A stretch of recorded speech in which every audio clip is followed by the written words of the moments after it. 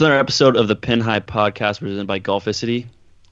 It's major week, but first we're going to talk about Justin Thomas's win at the WGC FedEx St. Jude. We're going to preview the first major of the year with a special guest, hopefully. And as always, we'll give you some of our own DFS betting picks, and we're going to cap it off with birdies and bogeys of the week. So let's get into it.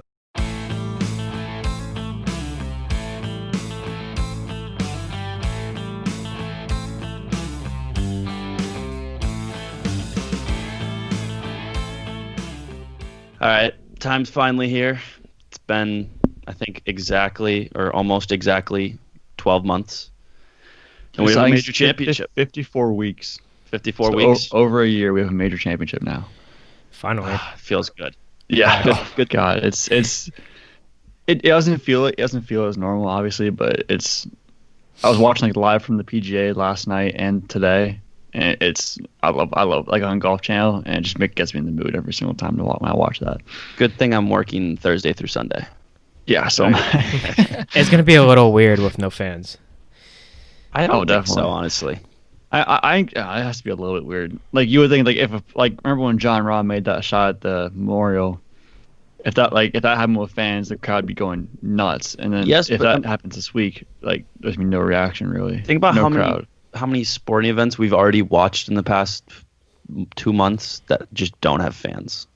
Right, but have we watched any big championship sporting events? Yeah, not besides the FA Cup that I watched the other day, not really. Yeah. I say we haven't watched it. There's been no playoffs for basketball, no big games for baseball, no playoff hockey's happening. Yeah. I honestly don't think it's affected it that bad. I mean, I don't think it affects much. I'm just saying, no. When you think majors, you think the big crowds following Tiger and Rory and the big players and the big crowds surrounding them, and you don't really have that this week, you don't have that at all this week. I think all of that is cool. I don't think it it ruins it for me that it's not. No. Yeah, it definitely doesn't ruin it. I'm just saying it's a little weird. Obviously, having a crowd is better, but it's just gonna be different. Where it's it's gonna be a major championship, but it's I feel it's not gonna feel like that as much just because of the situation, which is unfortunate, but it is what it is. I mean, the other events didn't feel weird at all to me, without the crowd. But I think this is the first one as somebody watching it on TV is gonna feel a little different. Well, because think about it, the Travelers Championship, watching Thursday of that event doesn't look any different. Yeah, right. There's only 15 people around there anyway. Around. Yeah, but that's about it. Major championship week. You know what that means, Jeek? What? One of the major championship office football pools? Pool. Yeah.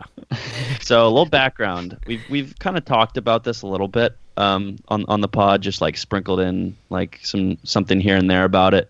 But last year, me and Jeek were in a bunch of these pools for the major championships where you have it's kind of like DFS. Almost like DFS, but a little bit. But it's different. not points for birdies. It's the points system is just the prize money that all your guys win.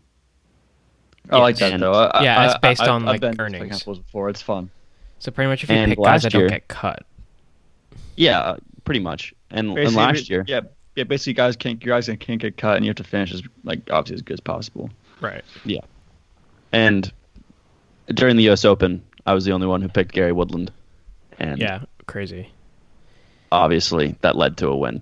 Yeah, Pat came in first. I came in fourth. I think Pat and I finished top 10 in all of these. We've done it maybe top 5. 4 or 5 times. We finished up near the top almost every time, which is kind of crazy. Yeah.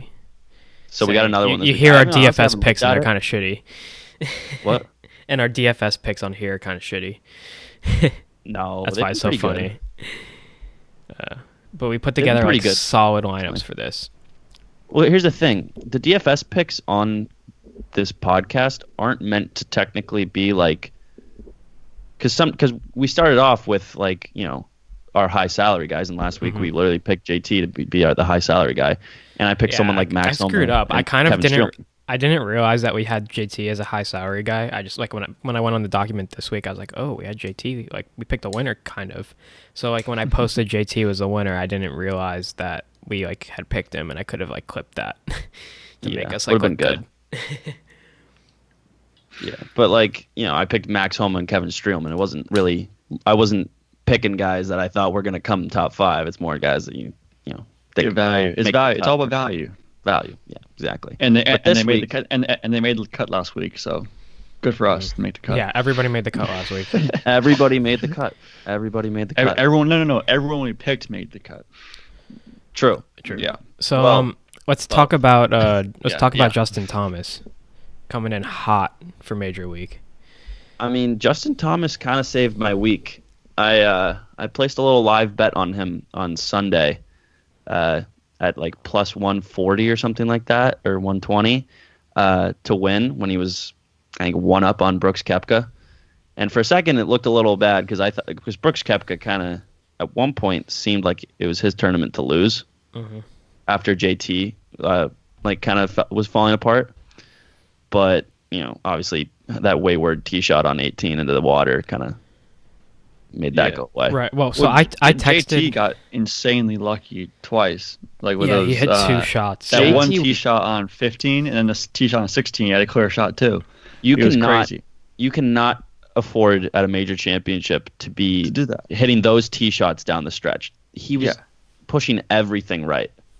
Yeah, and literally on the broadcast it said that's literally buy a lottery ticket, JT, because you got that was the luckiest thing that could have happened to you. Like he got through all those trees and left, and got to a clear shot for 60 yards or something like that, and had to 5 feet, made the putt for birdie. Yeah, I know. So I talked about that. I texted in our group chat. I was like, did anybody just see that shot? Because JT literally was short-sighted and hit a shot that looked like it was going to bounce and just roll past the hole, and then just the most check you've ever seen in your life. But whatever. I said at the beginning, JT was on the second hole, and the leaders were just teeing off, and I literally texted in the thing, I think JT's going to win this. He was 4 shots back. I had no confidence that Brendan Todd was going to win down the stretch. I just figured he was going to be 1 or 2 over, and JT was going to win. Brendan Todd versus in contention with Brooks Koepka and JT, it's well, he had he's good, but he had strokes on them though. Yeah, he had a couple of strokes on both of them. Which whatever. I mean, Brendan Todd. This is the second time that's happened to him, since the comeback, the restart. I mean, it happened at the Travelers. Yeah, he had pretty much the lead on Sunday, and comes in on Sunday and shoots 2 or 3 over. His putting was terrible. I think the next time he gets into that position, he'll be better. Just because he's used to it. So. He's done it twice. Yeah. He's done twice, but more composed. It is crazy that Brendan Todd is still up there in a lot of tournaments. The beginning of the year, he was winning a lot of a couple of small tournaments, not good fields, but that was a good field last week, and he still finished in the top 10 or whatever. Brendan Todd was winning the tournaments that started this podcast. Right. I think possibly even the first 2 events that we covered, I think Brendan Todd went back to back, and we were like, who is this guy? Yeah, and then he was leading the Ryder Cup points. I saw something actually. Yeah, exactly. I saw something recently that was showing the Korn Ferry Tour qualifiers last year, and both on that list were Brendan Todd and Doc Redman. And Brendan Todd missed the Q school for the Korn Ferry Tour cut. Yeah, he was on the Q school 2 years ago. And this year. Yeah, I know, it's crazy. Last year. He's 9th in the FedEx Cup standings right now.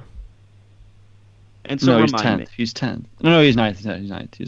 He's 9th, and he's one of only 3 people on tour to have multiple wins. Him, JT, and Webb. Him, JT, and Webb.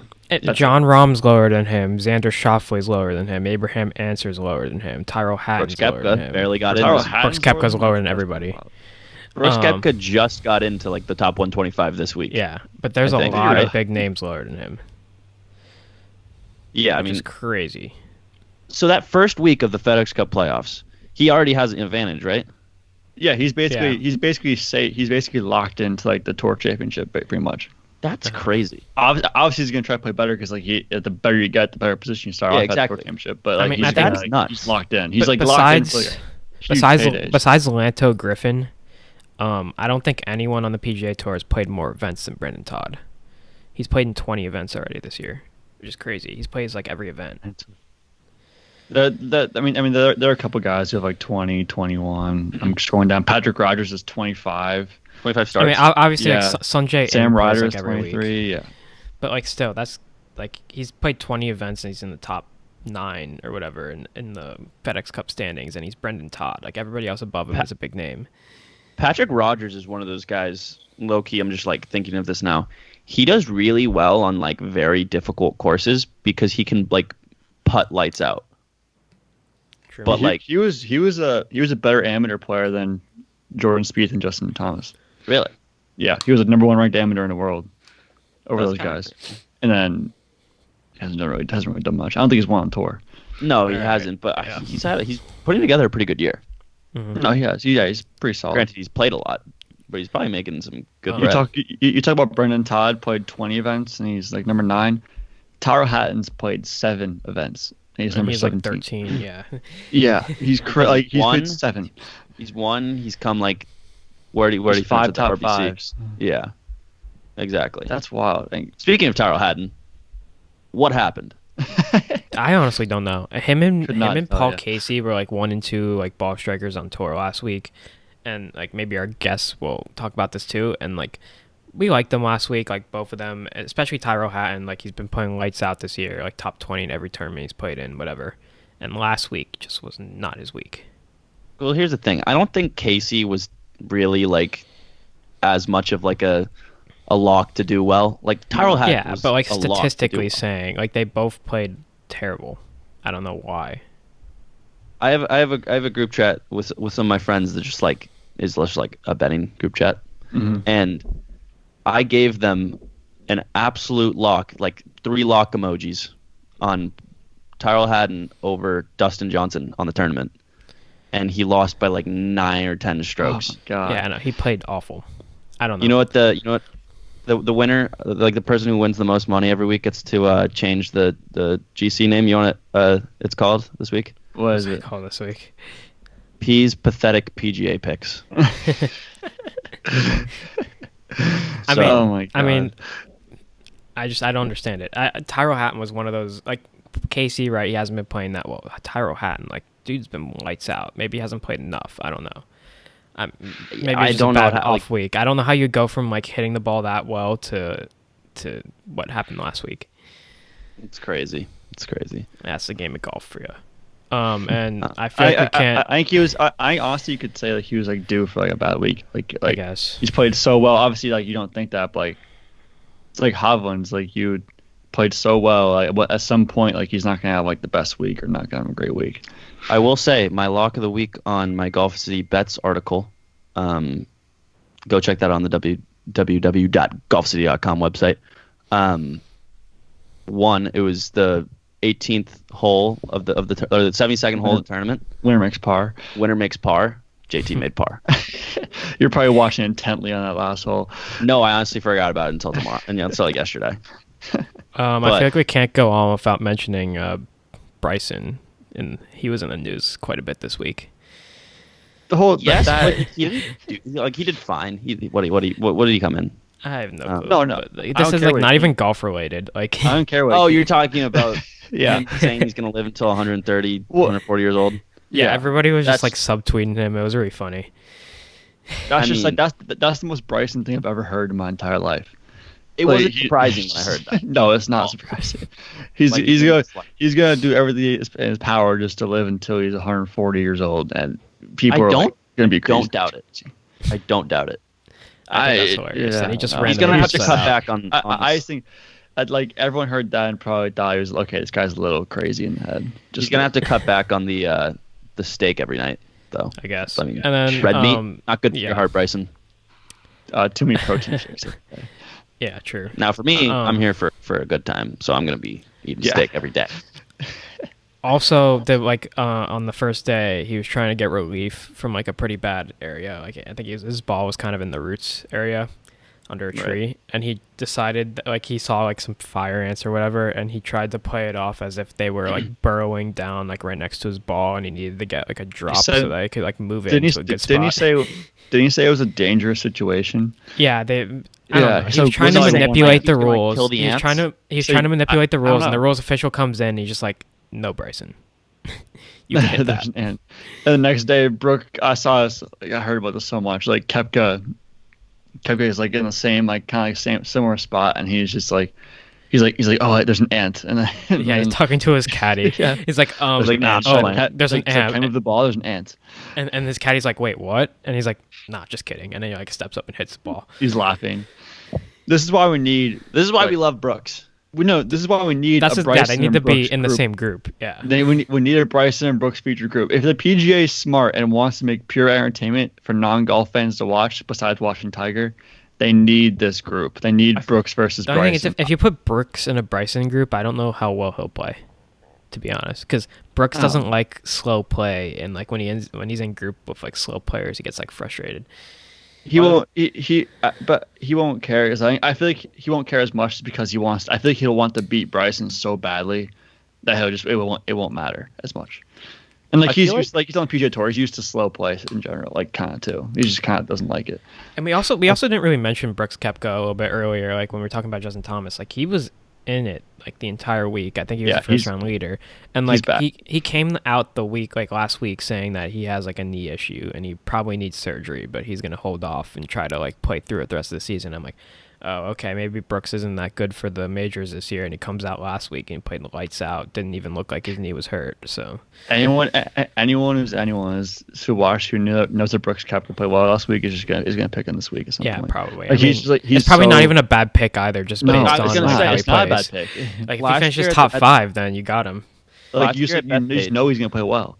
Last year at Bethpage, me and Jeek both took Brooks Koepka like during like the practice round. We were like, we need to bet on this guy, and we both took him at like plus 800, like ridiculous, like favorite odds but still for a major champion winner. He won like very easily. Yeah, it was such an easy bet. I mean, we obviously had our other guys that we like too, but like we were like, well, we have to take Brooks Koepka just in case, you know. Yeah, exactly. That was the whole thing. Was just he's just peaks. That's he's just major golf. He's been waiting all year for this, just to peak right before major golf. It's crazy. Crazy. I'm curious to see how he plays this week. I assume he plays pretty well, but you never know. I think he's gonna play. I don't think two-time defending champ. I'm not big on Bryson this week. No, neither am I. Bryson doesn't play well in majors. He doesn't. Yeah, I mean, this is the first major that Bryson's gonna play with his like new game. I guess so. It might be different, but I honestly don't think you could overpower this course. Like you're playing in the Bay Area. The air is really heavy. Like I don't think Bryson's gonna be able to hit the ball at 400 yards this week. I just don't. I don't think he's gonna. He'll hit bombs, but they won't. The numbers won't be that big. Here's the thing, though. He is pretty high up there in par 4 efficiency from like the 450 to 500 yards, which is what because he overpowers them. And there's a lot of those because this whole course is so freaking long, and there's only 2 par 5s. Yep, so I could see it happening. I just don't see him winning. Like I could see him posting, obviously, like a top 20, top 10, but I don't think he's worth it on like DFS. I think maybe you look more towards like betting for him. Mm-hmm. But I think the PGA's got this course set up that it's going to be tough this week. Like compared to like the match play that we saw like 5 years ago or whenever that was, like the course played relatively easy. I think the PGA's got this set up so that it's like nothing that the players have ever seen before on this course. Hopefully, yeah. It sounds like it's gonna be much tougher than it would normally be, which is nice, I think. On the Brooks Koepka situation. Okay. So Brooks Koepka, easy pick. Like I'm going to pick him to win. Like I'm gonna place a bet on Brooks Koepka to win. But Webb Simpson is being incredibly overlooked this week, I feel like. No, I completely agree. I also agree. Webb Simpson is number 1 in par 4 efficiency, 450 to 500 yards. Webb Simpson has 2 wins this year. How many top 10s? Probably a lot. I couldn't come up with the exact number. He's playing solid golf. He hits fairways. He hits greens. He's first in birdie average this year and 4th in scoring average. And his only thing is he doesn't hit the ball that far. But that's I guess doesn't even matter. He's 7th in strokes gained approach. Like he's really good approaching. And if he doesn't hit the ball that from like 200 yards. You know what I mean? It's not and about. he's 19th in strokes gained putting. It's not even like a knock. Like the fact that he's 6th in strokes gained total, and he's like he doesn't hit the ball that far. He hits fairways and he gets to the green like pretty easily. It doesn't really hurt him at all. With his like 4 hybrids in the bag. Yeah, exactly. You I mean, love like to the see big that play. A big stat this week is like strokes gained off the tee, and like you can not hit the ball very far. Like you can be like not number 1 in driving distance and still be efficient off the tee. Right. Like he's obviously in long par 4s like that, he's number 1 in efficiency. So just wanted to get that Webb Simpson take out there before we. And he's won. Like I literally was watching TV a couple minutes ago. The Olympic Club is like right next to Harding Park, and he won the US Open there. Yeah, I mean it's different course, he's played there. out west, and he's won out west at like the biggest stage, so he knows what to in the air. what to do. Yeah, he knows how to play these kind of courses. I mean, with that being said, let's just get into the course preview. Yeah, let's go. So yeah, got the PGA Championship. Correspondent. Course. So full field, 165 players, obviously for a major. There is a lot of European players skipping out on the major this year. I don't know if you guys saw that. I mean, like who? Like Lee Westwood. Okay. Francesco Molinari's not playing. Yeah, Molinari's not playing. Molinari's been dead for like a year. Seems like. Like there's not like pretty much guys that you haven't seen aren't gonna play, which is disappointing. But obviously you got 2-time defending champion Brooks Koepka, as we just mentioned, and we're at Tpc Harding Park in the Bay Area, San Francisco. Interesting yardages at this course. They expanded it a couple years ago, but it still plays at par 70, 72-34, which like honestly doesn't sound that daunting when I say it to you, but when you look at when you calculate like the way the air is there in San Francisco, like how heavy it is, and like you're in the Bay Area, kind of below sea level, the yardages marked probably play longer than what they're marked. So yeah, Tiger literally like on par 3 their day hit 5 wood on par 3. Yeah, exactly. So yeah, that's great. The yardages Tiger are also play reached a lot the green longer. in 2 on the 602-yard par 5. He also hit the green Going to too. Riggs. Yeah, Going to Riggs. The yardages are going to play longer than what they're marked. I don't think you're going to see too many like big numbers driving the ball this week. They tore up the greens a couple years ago, replaced them with bent grass greens because they had like a worm problem or something. They were POA, right? Yeah, they were POA, but they're bent grass now. And like I said, the course kind of undergone major renovations, and they're setting up for. They've been setting up for this tournament for months now because like obviously it was supposed to be played a while ago. There's only 3 par 4s that are less than 400 yards and 7 that are over 450. And like I said, the thick air means shorter ball flights. Something that is interesting is there's almost no water hazards on the course. I think the only water hazard on the course is on 18 down one of the sides, if I remember correctly. But there is a lot of bunkers that are kind of perfectly placed for like pros yardage. Like they're in the perfect spots, and there's pine trees literally everywhere. Like just kind of. I mean, those trees they're so long, are big. No joke. You're not. They're so long, no joke, so big, and they look so cool. They look really cool. Like when you see the pictures, so cool. When you see the pictures of the course when there's no one on the course, they look incredibly cool. Amazing. And there's like fog like all over the course. That looks really cool. They are letting the gonna be some cool pictures this week. There is gonna be some cool pictures this week. Especially people who tee off like early. That marine layer in the morning in California. Yeah, it's no joke. Yeah. So they're letting the rough grow out, obviously, and they've had extra time to let it grow out. So I'm hearing that the rough is almost knee length in some spots, which is crazy. I think a couple years ago when they played the match play, the rough was only the rough was like first cut almost. But they're letting the rough grow. There's some interesting spots that if you miss way right, way left, it's gonna be tough to get out of. The course will probably be far more dried out than like players were probably expecting it to be. just kind of due to the change in date of the major, because we were supposed to play this in like May or something. So yeah. I mean, we're now in August, so we've had a couple more months, so the course is gonna be pretty dried out. U.S. Open conditions, I believe, even though it's PGA Championship. I don't think, from what I've gathered from like just doing some research, I don't think it's gonna be like U.S. Open, but I do think it's gonna be.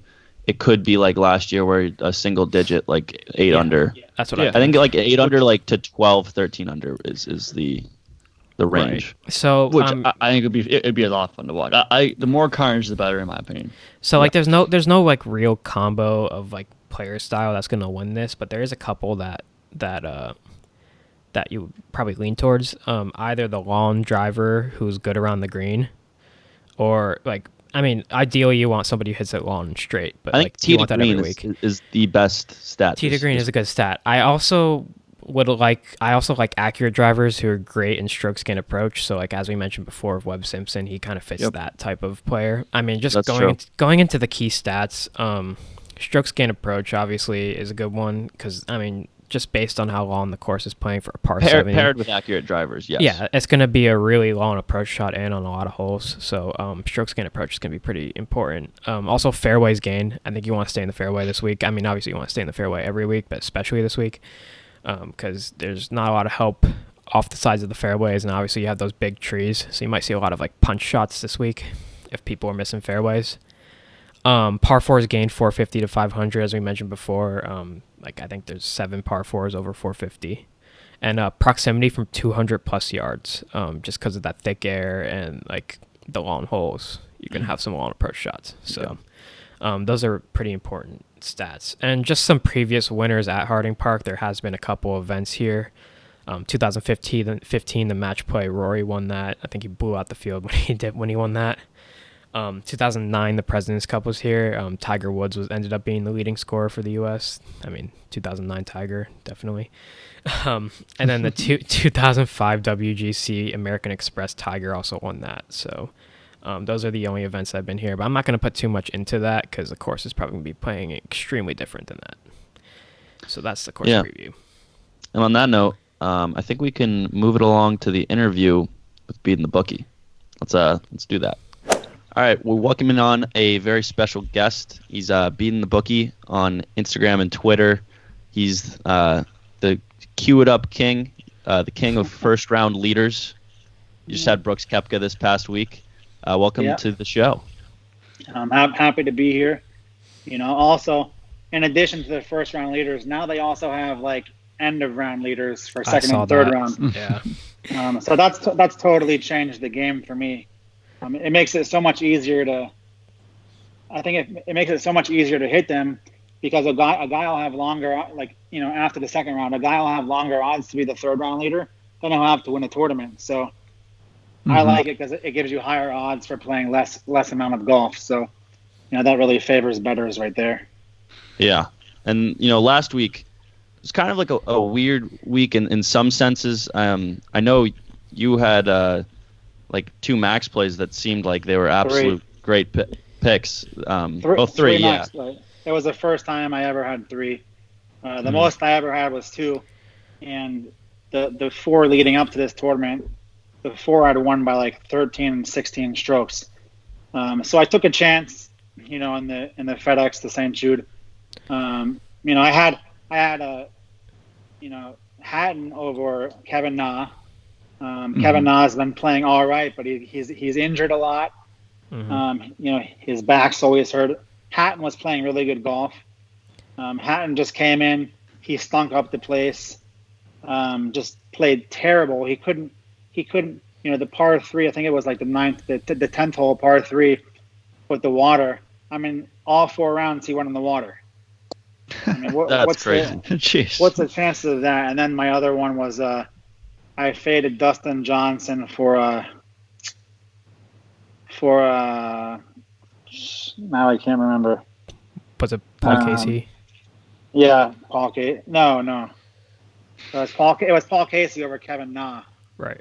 And then for Dustin Johnson, it was Hatton. Yeah, we also had that. Yeah, we also had that bet, and it did not. We were just as surprised as you were. I mean, those are the two best ball strikers on tour. Yeah, really. Yeah, exactly. And Hatton was playing really consistent, and since the St. Jude is really kind of narrow fairways and stuff, and I know Dustin Johnson won there, twice, and I just think he wasn't playing very good, golf since he came back from his victory. I didn't think he was going to find all the fairways like that, but he played pretty decent. He didn't have that 9 on a par 4 meltdown like he had the week before. Yeah. So I was kind of surprised about that one. I mean, Tyrell Hatton was we were talking about it last week on the podcast. He was number 1 in bogey avoidance going into this week, and with all that water, you'd think that would be a pretty good stat to chase, but. Well, he wasn't number 1 in double and triple bogey avoidance. Precisely. It was frustrating. It was really frustrating watching him because he'd start out with a double bogey, then he'd go birdie, then triple. Oh, jeez. So he just couldn't get it together. And then my third max was Billy Horschel over Jordan Spieth. I mean, I love Jordan Spieth. He's one of my favorite golfers, but I've been fading him for the last 2 years. And he was up. I think he was up 6 strokes on Horschel.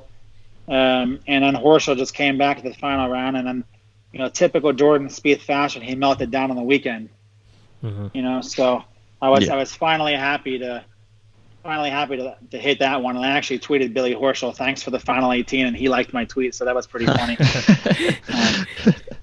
But yeah, sure. Kevin Na, Paul Casey and Hatton, they're dead to me from now on. So I'll no longer have them on any max. So let's get into this week with TPC Harding Park. I think it's par 70. It's 7,200 yards, give or take. Yeah. What kind of guy are you looking to go after in a week like this? I think a guy I think one of the winners would be Justin Thomas or Brooks Koepka. I know that's the top 2 favorites, or I could even see Webb Simpson. A good ball striker who they're not Justin Thomas and Koepka, more so Koepka. If he's on, he's going to be hitting all fairways, stuff like that.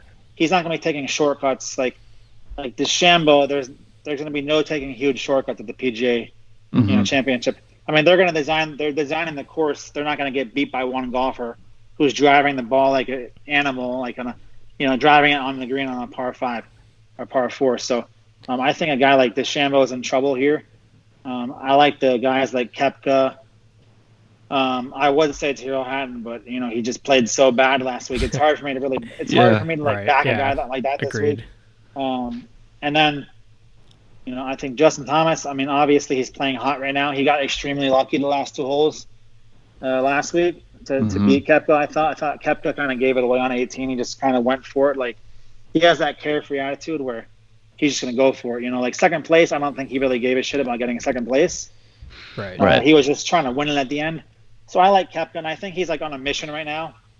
You can see that the week. That's why I liked him heading into the St. Jude because, the Tuesday before he's getting interviewed, and they're talking about how do you feel to be playing such bad golf coming into this tournament? And he's like, well, I'm still the defending champion, aren't I? And they're like, yeah. And I got him a little fired up. Right when I heard that quote, I knew that he was going to do something. And then that's why I took him for first. That's why I took him for first round leader. And I had a few people. They're like, "Oh, why are you taking him for first round leader? He's playing so terrible." 33-1 for that guy for first round leader. I'll take that every day of the week. Mm-hmm. So I like him. I like a guy like Billy Horschel could make some moves this week too. Paul Casey, guys like that. Kind of like big names. I always like the big names because PGA Championships. Gary Woodland could play very well here. Mm-hmm. You could see a guy like Zach Johnson. Right. So you're kind of leaning towards ball strikers this week. It kind of seems like. Consistent guys. So we're gonna stay in the fairway. Something like that. I like Koepka. If he wants to, he can stay on the fairway every time. Mm-hmm. So those more consistent golfers just like that. I think I would say I think DJ's going to struggle, but I'm not really going to fade DJ after he just blew me up last week. So right. I'm just happy to see a major, to be honest, because I didn't think in March I thought maybe we weren't going to have any majors for the rest of the year. So Right. I'm just happy this one's back. It's going to be a little odd with fans, but I've actually liked the golf so far with no fans because you actually get to hear the players talk to their caddies more. You hear a lot more strategy than you do when there's fans on the course. Yeah, that's definitely one of the big perks about not having the fans there. But I mean, it'll be weird, but like we said just earlier, but yeah, it'll still be. It's a major week. We're all excited for it, which is nice. And I also could see a guy like Adam Scott. Like he hasn't played over here in a little bit. He's just real consistent and stuff. And if he gets on fire, like that's one of the guys that could easily win too. So. So you said you don't really like Bryson DeChambeau this week. What do you think about Rory McIlroy? I like Rory. I just think he's like one of the most overrated players of all time. I mean, how many times have you taken? How many times have you taken a lead into like the final round, the final pairing, and just choked it away? He's kind of like he reminds me a lot of Ricky Fowler. I mean, you saw Ricky start off round 4 like he played round 3 lights out. Round 4 he starts out, comes out hot with the birdie. Then a couple holes later, you look back, he's bogeyed like 3 out of the last 4 holes. So I just think Rory is like wildly like inconsistent. And I mean, I don't blame him when he's got like $300 million in contracts right now for endorsements. But Rory, it's so frustrating because he's one of those guys like Justin Thomas. He's one of the only guys that like if they start off like 3 over par through the first 4 holes, they could just rip off 7 straight birdies like it's nothing and come take the lead. So he's one of those guys that can come from like far behind and just storm back to take the lead. But he hasn't really been a closer lately, and like that's pretty troubling if I'm betting him. And he's always like the shortest odds, so I don't really think. Yeah, that's true. I'd rather have like Rory McIlroy. Like I'd rather wait for him to shoot like 1 or 2 over in the first round, and then take him to win a tournament in live betting and get like double the odds that I would have gotten pre-tournament. Yeah. I actually saw a Brooks Koepka and Rory McIlroy tournament matchup. That was Rory minus 155, and I just thought that was a crazy odds on Brooks out plus 125 or something. Yeah, that's Brooks. crazy. After he played last week, and Rory's been like so inconsistent this whole year. And he's Mr. Major. I mean, Brooks is Mr. Major. He is. Yeah, exactly. So I saw that. I thought that was crazy. So on this podcast, usually during our betting portion, we pick our best bet of the week, one bet that we really like. We bet a first round leader, and we have like a winner or a long shot. What's your best bet this week, in your opinion? Oh man, it's tough. I mean, because the thing I struggle with is like matchups because every site, like I found like recently, like every site will have different matchups. It's crazy. Oh yeah, like you go on DraftKings Sportsbook or Bovada, like they all have different things. It's really annoying.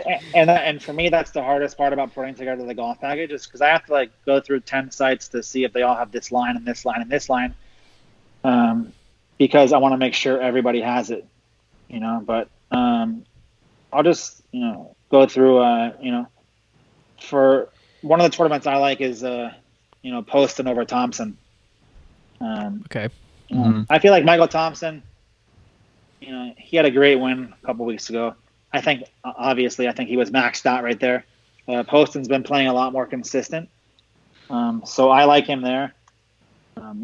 But then again, I don't know how many sportsbooks are going to have, that matchup. Yeah. So, and I like, here's another one that's crazy is Rory's minus 170 over Dustin Johnson. Oh, wow. So on this podcast, we usually pick our best bet every week. We pick a first-round leader, and we pick like a winner or a long shot that we really like. Who do you got this week? I mean, I always like to cycle between the same guys for first-round leader because they're always pretty consistent. Koepka, Ricky Fowler can throw in a good first round sometimes.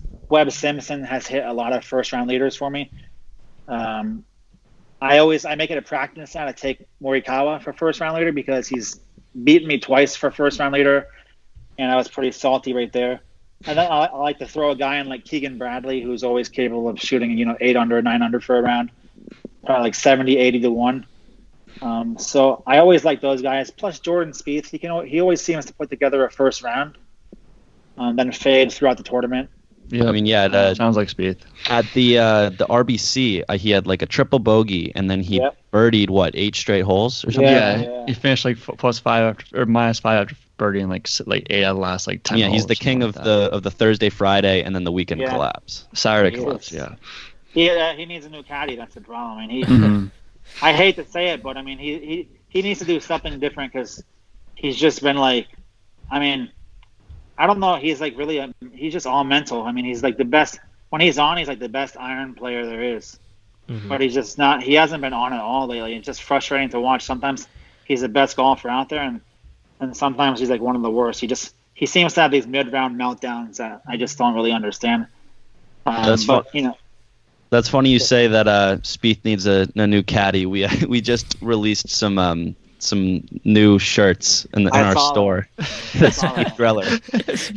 That'd be crazy if he got rid of his caddy like right after we I'd be so released that.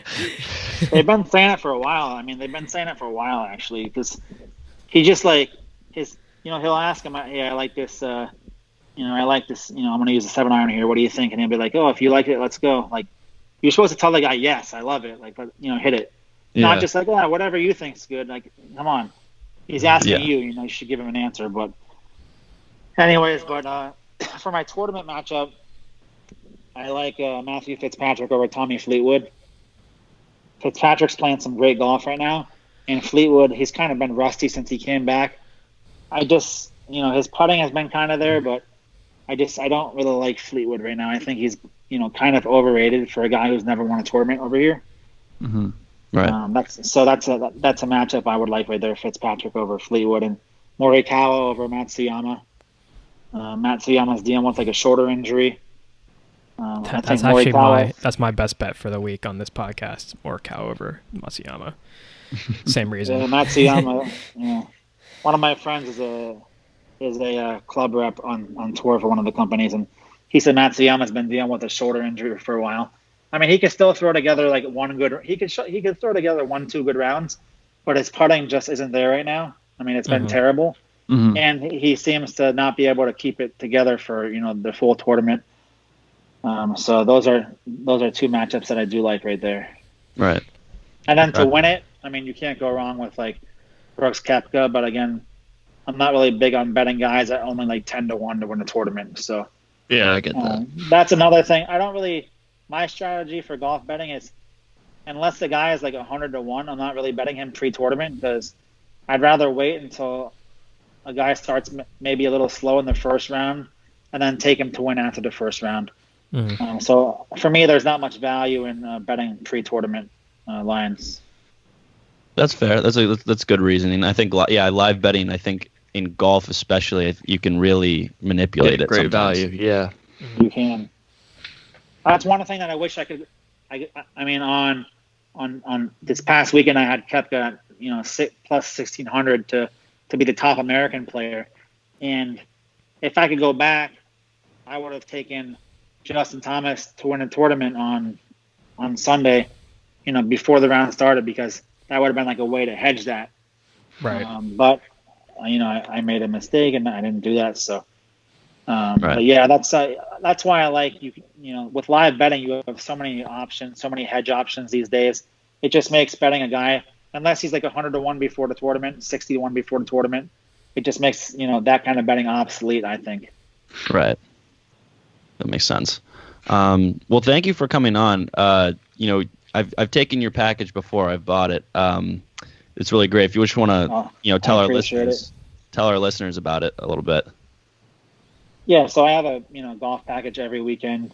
It's like $99.99, and it includes all 4 days. All 4 rounds, futures. First round, second round, third round, fourth round, all round leaders, matchups, tournament matchups, round matchups. I mean, pretty much everything that you can think of is in the package, and I send out daily emails before the round starts with all the plays, and I've been doing that for about 5 years, and it's been really successful. I was just counting up all the first round leaders I've hit over the last 5 years. I think it's like 20-something first round leaders. Jeez, so that's a lot of money. That's so hard to pick so too. much Like, money. we try to pick one every week and we get like really close, but it never like ends up really panning out for us. So that's tough. Yeah. That's actually one of the reasons I started taking like 2 guys, 3 guys now to be first round leader, because I had Adam Hadwin like 3 weeks ago, I think it was, and he was a first round leader literally all day. And then Morikawa just got on fire for like the last 5 holes and beat me. That has happened to me so many times. Oh yeah, I think he was like 60-1 also, Hadwin. So I was really salty about that. So now I'm just taking Morikawa automatically every time, just so he doesn't beat me. But the golf package is really fun, and you know what's crazy about this pandemic, or you know whatever.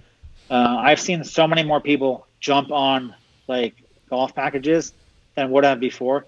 I mean, my golf packages are getting like 3 times the signups that they used to get.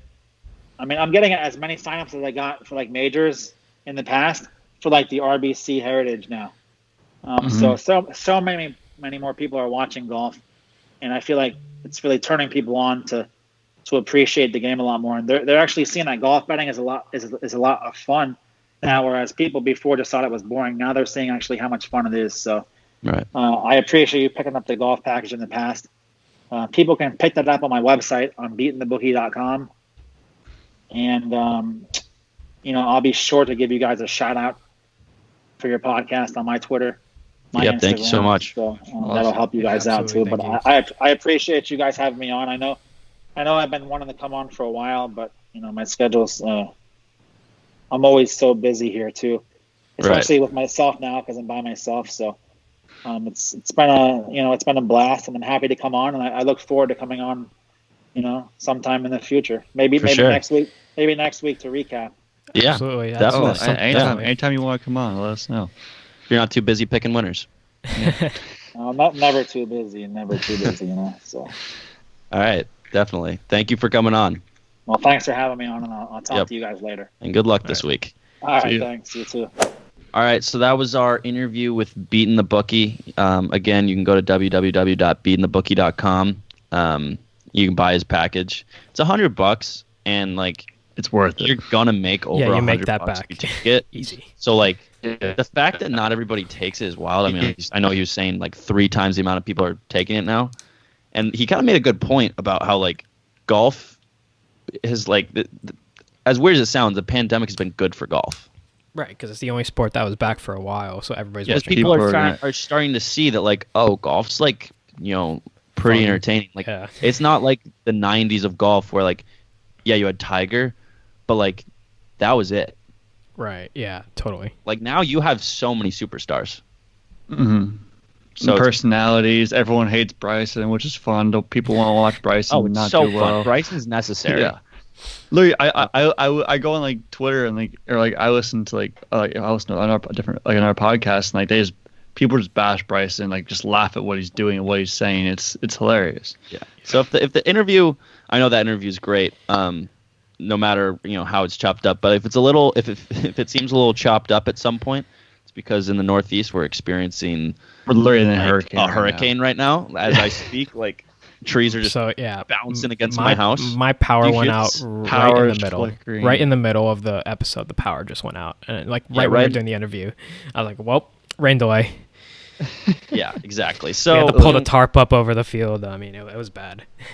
Sometimes, there's a little bit of a rain delay in the Yankees game, like last night. Today, there's, a little bit of a podcasting delay. Yeah, we had to wait for the horn to blow again to restart, so... Exactly. So we're gonna move into our DFS. So some high salaries we liked last week.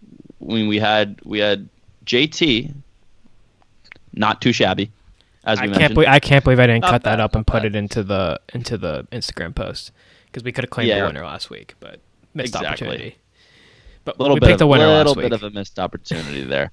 You just kind of forgot about that segment, As we heard in the interview with BeatinTheBookie, I think you can't go wrong with JT or Brooks this week, because if you really think one of them is going to win, you need them in your lineup.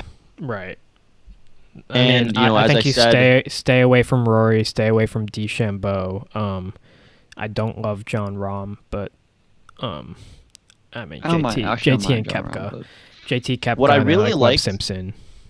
What I really liked about that episode was, as we were going, or that interview was, as we were going through it, we kind of had some similar, a lot of similar thoughts. Right. And, I think that looks really good on our part, considering how good of a handicapper he is. Right. Yeah. I mean, like I said, you heard it in the interview. My best bet is literally the same as the one that he mentioned. Like, we didn't even collaborate or anything before this. So I didn't change it. Like, I had this in the document since like last night, and like that's what he said, and I was just so surprised. So. And I had the Webb Simpson take like earlier, like since last night. So and he has not just that; he has like 50 of those. So he's so many. I mean, Major League. There's so many golf bets this week, which. Like, especially I wish I picked something a little bit more random for my best bet, because like that would have been fun. But I didn't really like a lot of them. Neither did I. At least for a best bet. Yeah. So high salary guys are saying JT and Koepka can't really go wrong if you think one of them's gonna win. Yeah, and I don't think, if you don't want to do one of those, say you're just a contrarian, Webb Simpson. I think Webb Simpson's a good one. Right. So let's get into our picks. Pat, you want to start? Sure. Okay, so we're going to buzz through this because, it's a hurricane in the Northeast right now and our power keeps going out. So my first pick, Tom, I'm going to do both of them, and then you guys are going to do both of them. Yeah. So I'm going to do Tom Lewis. He's 7,100. Sticking with that European trend that I've liked this week. Gone miscut, T12, T32, T2 in 4 starts, and he's gained over 5 strokes tee to green his last 2. He's in an elite field. He's leading. He's ranked 2nd in greens regulations gained over the last 12 rounds, and 19th in good drives gained over the same time frame. I think 7,100 is pretty good, especially if you want a guy like JT or Brooks in your lineup. And then I also have Fleetwood. I know BeatinTheBookie said he didn't really like him, but I think it's a lot of value at 7,600. I think BeatinTheBookie was more talking about betting. I think 7,600 is pretty good value for a DFS lineup. Uh-huh. So he's actually improved his iron play a ton this week with 2.8 strokes gained on approach. He had a final round 65, which I know I've said I don't really like to put too much into that. But with a guy like Fleetwood, he's had his putter going, as BeatinTheBookie said, and something that I actually really like about him is he oddly has the ability to go super low at really difficult courses, which isn't something a lot of guys can do. Example, Shinnecock. He literally shot a 65 there the other week. Yeah. So interesting. Move on. Trev, you go next. All right, so I'll go with Harris English, 7,200. So again, another guy like you can go pair with JT or Brooks Koepka, like Pat said. He's 31st in strokes gained approach, 26th in strokes gained off the tee, 16th in strokes gained tee to green, 10th in strokes gained total. And you wouldn't think a guy like Harris English is 10th in strokes gained total in all of PGA Tour. Like, that's like the rest of the guys in that like top 10 are like Webb, Rory, JT, like all these big names. He's 12th in strokes gained par 4s, 450, 500 yards. And he's T18 and better his last 3 starts, so he's definitely on form. And when he was here in 2015, I know we talked about how it wouldn't matter as much, but he's won 2 out of 3 matches there in 2015, so he knows the course. I think his form's great, and his stats are phenomenal for a guy like his value at 7,200. Right, I had him like 2 weeks ago, and he played pretty well, so I like that. Yeah. And my last pick, going again, I picked Sergio last week. I'm picking Sergio again this week at 7,600. Sloppy seconds again. That's my kind of guy. But sloppy seconds, though. I it's worked for me. I picked Sung Jae Im when he won. You're the king of sloppy seconds. I am. In the DFS. Exactly.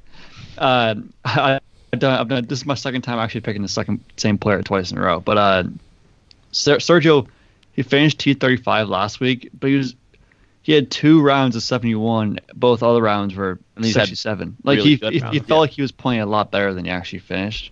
Right. He's 3rd in strokes gained off the tee. He's 3rd in strokes gained tee to green. 16th in strokes gained par 4, 450 to 500 yards. He's made 9 10 cuts. He's still playing great. And he's 1st in proximity of approaches from 200 to 225 yards, and 16th in proximity from 200 plus yards. So he has the ball striking mentality that we've been talking about this whole time. So, and with that value again, a little bit more expensive than Harris English, but great value for those stats. Very nice. Okay. So I'm actually going to go with 2 guys that BeatinTheBookie mentioned, and since you guys went with lower salary guys, I'm kind of in the mid-range here. So first pick, Colin Morikawa, 8,600. I don't know. This picture seems juicy to me. First of all, he's a local kid, so I feel like that plays to his advantage a little bit. He was T20 last week, kind of low key. He hits above average length, but is also pretty accurate, which I think is a good combo for this week. 17th in strokes gained off the tee, 32nd in driving accuracy. He's second in strokes gained approach. As we've mentioned, he's one of the best ball strikers right now. He has a hot and cold putter sometimes. That's usually the difference maker. So I think if he has a hot putter, he could play really well. He's very good in proximity from 200 plus and from 175 to 200 yards, which is also an important stat this week. And like I said, at 8,600, it's a pretty nice price for a guy like Colin Morikawa, who's been in his form. And then my second pick at 8,100, I'm going to go with Matthew Fitzpatrick. He really knows how to roll the ball. He's second in strokes gained putting, and he's been really good at putting the last couple of weeks. Was first in the field the last 2 weeks, actually. He's coming off of a T6, a solo third, and a T27 in his last 3 starts. And he's made 5 of 6 cuts since the break. And like he's just one of those guys that's playing consistent golf. And I like to lean towards the guys who are playing consistently in majors. So I like Matthew Fitzpatrick this week as someone who could finish pretty high up, and especially for that salary. All right, so that's the DFS picks. We'll have our lineup out on Golf City Bets on Wednesday. So as you're listening to this, it'll be out. And the Skins episode will also be out. It's actually going to be a lot different this week. It's going to be like 3 minutes. Much quicker. How to get it done with Wi-Fi. Exactly. Yeah. Much quicker. I think you guys will really like it this week if we get that out. So let's move on to our bets. Last week I had Hovland to win. He didn't play very well, and I didn't get the top ASU player being Rahm. Both Phil and Ches played really well this week. So I have 3 points as of this week. My winner, Brooks Koepka. I mean, I know I said a lot about Webb Simpson, but I need to start getting some points in this in this little thing we have going here. I think we all need to start getting some points. Hey, yeah. I'm winning this thing right now. Okay, I just got a plus 200 bet that hit last week. So did Jeek.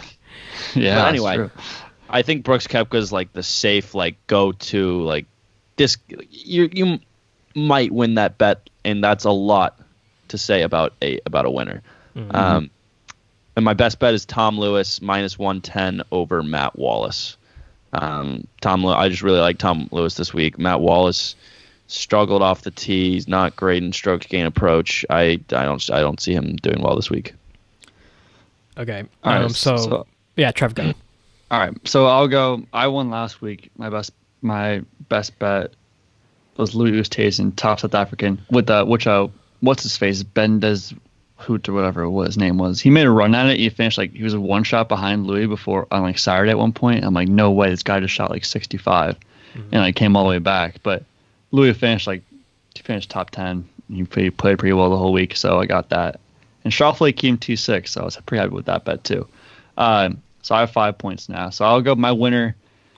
I was basically on Rory the whole time, and then I was going back and forth, and I like Daniel Berger a lot, so I'm going to stick with Daniel Berger. I know these guys like Daniel Berger a lot too. He's a fantastic ball striker.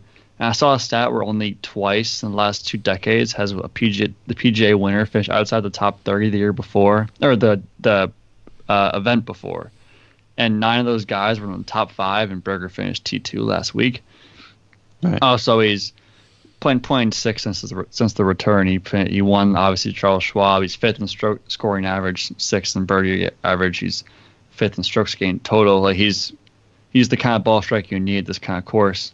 So I think him at plus 30. He's not one of the top guys, but I think he's better value than Rory McIlroy, in my opinion. So my best bet. So you've been teasing this about us for so long. This better live up to the hype. Matthias Schwab to miss the cut at plus 160.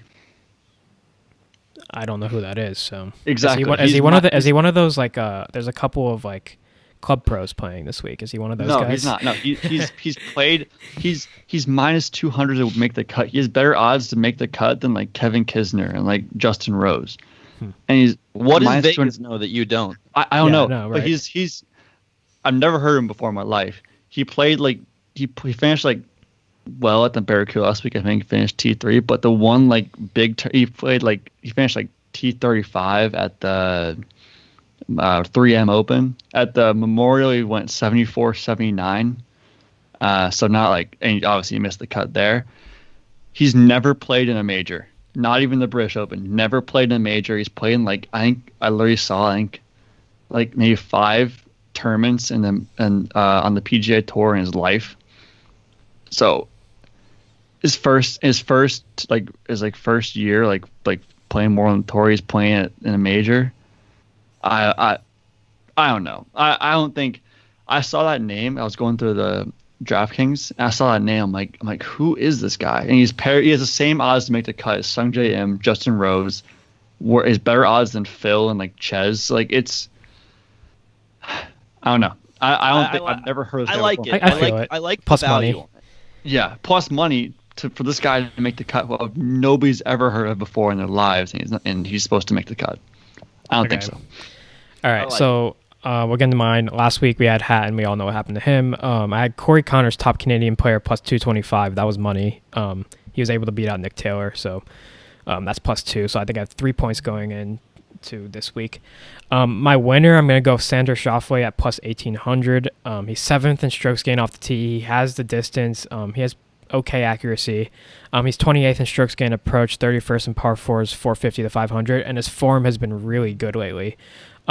Top 20 in 5 of these 6 events he's played since the break.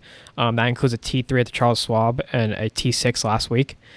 He played really well at the Memorial, which had pretty tough conditions, and I'm expecting tough conditions this week. He was 1st in strokes gained off the tee that week and first in driving accuracy, as well as 12th in strokes gained approach. And in last year's PGA finished T16, so it was top 20 in last year's major. So I really like Xander Schauffele this week, like statistically. I do too. I love Xander last week. I love Xander this week. He's a great fairway finder. He's a great ball striker. He's perfect for this course. And then my best bet, BeatinTheBookie actually mentioned it during the interview. Colin Morikawa minus 118 versus Hideki Matsuyama. And Morikawa has just been playing better golf, good ball striker. I mean, Matsuyama is usually a good ball striker too, but his putter hasn't been very good. BeatinTheBookie also hinted that he might have a shoulder injury, which might not bode very well for him. And I just kind of like Colin Morikawa this week, so I'm kind of just going to stick with that. I might lock that one in. I might have to do that too, honestly. And honestly, I didn't even know. I didn't really know about the shoulder injury. I just knew Matsuyama wasn't playing as good golf as he usually plays. So I decided to go with that one. Right. Now, first round leader, I mentioned a couple of guys. I think we should probably go with Webb Simpson at plus 4,000. I agree. We all like him this week. I love Webb this week. I love Webb too. We all like him this week, and we haven't really picked him yet. So he's been up and down since the return, but he obviously has that win at the RBC.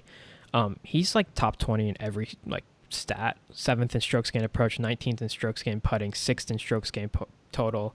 And like for first round leaders, you need guys who can make birdie. Well, Webb Simpson's 1st in birdie average and 4th in scoring average. So I think that's a good recipe for a first round leader. We've been close. We had Schauffele last week. He ended up T6. And he was near the top, but wasn't the first round leader. Right. And then I just hinted Daniel Berger as potentially another option at plus 4,000. Trevor. Yeah, if you want to, because like BeatinTheBookie was saying, he usually does 2. So yeah, I think we can throw Daniel Berger in there as well. He's been playing really well since the return. Another guy who can score 5th in scoring average, 6th in birdie average. He's got a ton of good stats and approach, putting, and strokes gained total. So yeah, that's another one we're doing for first round leader. So we want to get this in before any of our power goes out, but I just want to throw in a quick bogey of the week. We're gonna skip those this week, but quick bogey of the week. Rangefinder got stolen. That's not good. Left that it sucks. In the bag room on a shelf. It got stolen. Now I'm just kind of eyeballing it. It gives you a whole new perspective. Yesterday with an eyeballing it. Yeah, I played. Well, no, I played whoever you're playing holes with had. I played 9 holes with my friend Welsh yesterday. He left after 9 because he's soft. So and then I went in the bag room, this kid was like, "You want to play 18 or another 9?" Because then we played the back, and I was like, I birdied the 18th hole. I was like, you know what? I'm gonna play the last 9. So you went and played 9 more. So I played 27. We played the last 9 in an hour and 10 minutes. Very good. Walking. Walking? You're walking, you play an hour and 10 minutes? How would you usually do? You just walk up the ball and hit it? No, it was like we were like booking it kind of, but we weren't like running. Wow. That's pretty impressive. It was awesome. 3 of us too. Jeez. I think a good birdie for this week is tomorrow. We finally have found a time that works for the 3 of us where we could do our scramble. Yeah, that'll be fun. Yep. Keep an eye out. I think we'll probably put out 2 videos, maybe a front 9 and a back 9, maybe a week apart or something. What's the over under we have? Do you think? Okay, so par 70, Silvermine Golf Club. Yard. See. I think we will shoot 3 or 4 under. I was gonna put the over under at 67.5 or 68.5. Yeah, so that's about there. I guess we'll find out. 67.5. Yeah, I'm thinking we're gonna split it up into two videos though, because like that's a long video. I have ideas, but I think a front 9, back 9 type situation would be good. Another birdie for me is I got my driving iron. It came in last Tuesday. I came in. I went out to my club to play, and I hadn't come in yet after I had to go to the city for a doctor's appointment. And I went up to the club. The second I got to the club, my brother texted me, said, "Your 2-iron just came in." So I literally had him come up to the club and like fast as he could and gave it to me. And I looked like you, Pat. Like I was playing with one of my friends, and we were on 18, and we were playing a match, and we couldn't see the ball. We couldn't see our tee shot at all, and it was like 8:30 at night, and we're like, this is like we can't see anything. Yeah. And those are the best rounds. Those are a lot of fun. They're a lot of fun to play those kind of rounds, but it was 2 irons, so sick. I'll literally, when we're playing tomorrow, that's all I'm going to hit in the whole day, just 2 iron.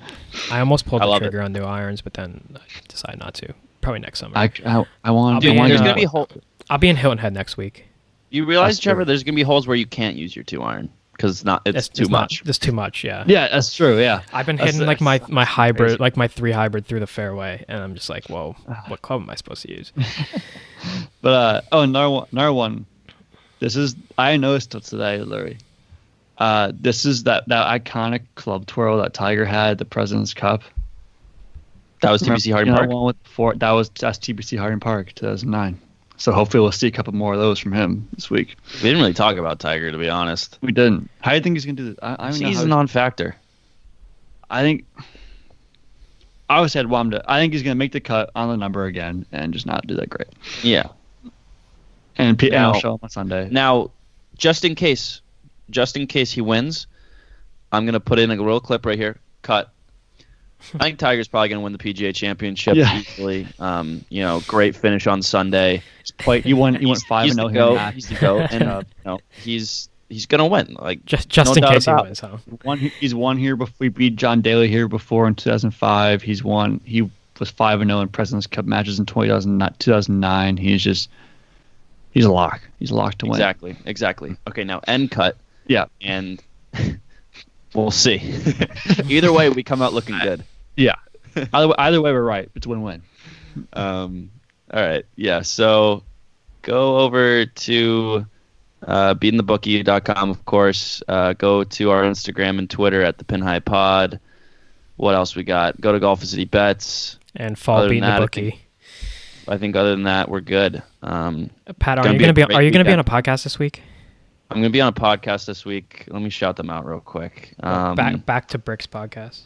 Back to Bricks podcast on Instagram. I'm recording that later today. We'll post it on our story if they post it. Yeah, we'll post it. Yeah, for sure. I think this will be a fun week, definitely. Even though I'm working Thursday through Sunday, but I'll try to put it championship week. I'll try to put it on the backroom computer as much as I can. Yeah, I think I've been there before on like Sunday mornings or whatever. It's on there. Yeah, exactly. So, all right. Good luck this week. I think we got some good bets for you guys. Follow along. Maybe we'll do some Pat's picks on the Golf City Bets Instagram and on the Pin High story. So look out for that.